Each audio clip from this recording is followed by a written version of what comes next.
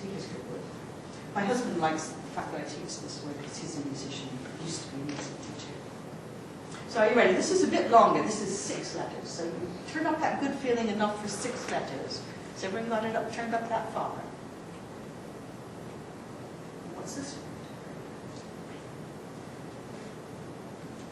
word? Rhythm. Rhythm. Right. What does it mean? Always a little confusing. What do you think it means? Like a drum beat or something. Right, a drum beat, something like that. All right, it tells us the way that a music is, or clapping, or any kinds of sounds like that is actually going. So that's that word, rhythm. And notice it's a kind of curious word. For one thing, it's got an H. This is the second letter in from the beginning. And it's also the second letter in from the end. And you've got the T that sticks up in the middle and the Y that sticks down in the middle. So you've got 2 H's. You've got an R at the beginning and an M at the end, and then that Y hanging down and then the T sticking up. So just check in your head that you've got all those. You can see the shape of that in your head. So the 2 letters at the beginning and the end are just the same height. You've got the T sticking up a bit and the Y hanging down. So check it again. Anybody want to see the word again before we write it? Before we say it. Right, that's definitely the word you've got. So can you somebody tell me the letters forward? R-H-Y-T-H-M. Is she right? Absolutely. Somebody can tell me the letters backwards.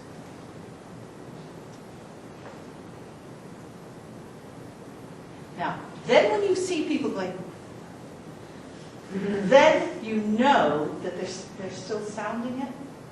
So you go, in your heads, hum some tune that you know, not out loud, but just in your head. And then look at the word really carefully, make sure you've got the shape, and then tell me the letters.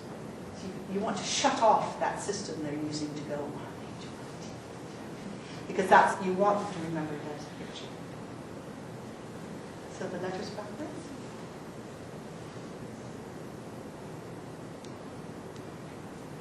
I have to say, it took me about 6 months to learn to do them backwards. Kids can do it almost immediately. It's really embarrassing.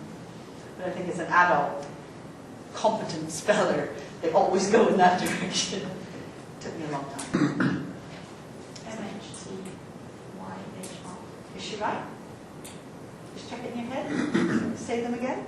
M-H-T-Y-H-R. Is she right? Yes. All right, so that's definitely it. Can you write that one?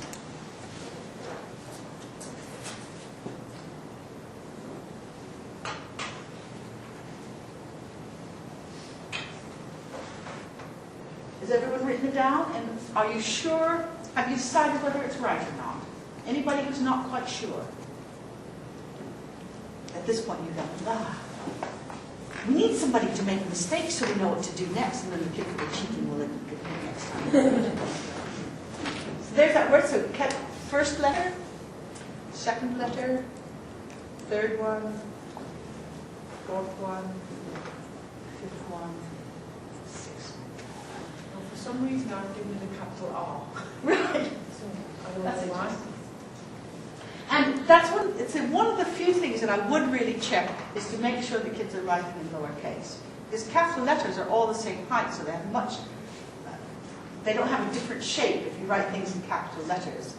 They don't have the same kind of shape to remember as they do when they're written in lowercase. Right. So, 6 letters plus 5 is 11, plus 4 is 15 out of 15.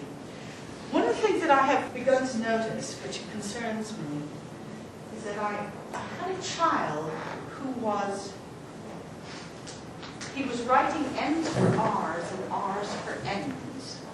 And so that was a mistake he was making. So he'd go, this is how I spell it, and I go, that's a funny thing to do. Until I looked at his handwriting, which kind of, so he had, if you imagine that was his R, that was his A, no, it wasn't even that, that was his H, that was his N. He actually wasn't making any difference in them in his handwriting. And so he would choose one of those to go into the word.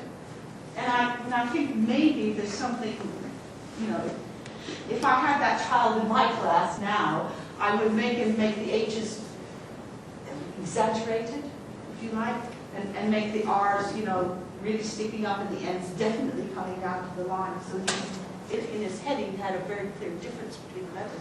And that's the same with kids who do like sloppy A, you know, O's and A's, like, which is that? And they don't remember it in their head either, because it's their own writing which they see quite a bit. I think there's something about handwriting which might be important to discover this way, which is another one of those things that isn't taught as much as it used to be in schools.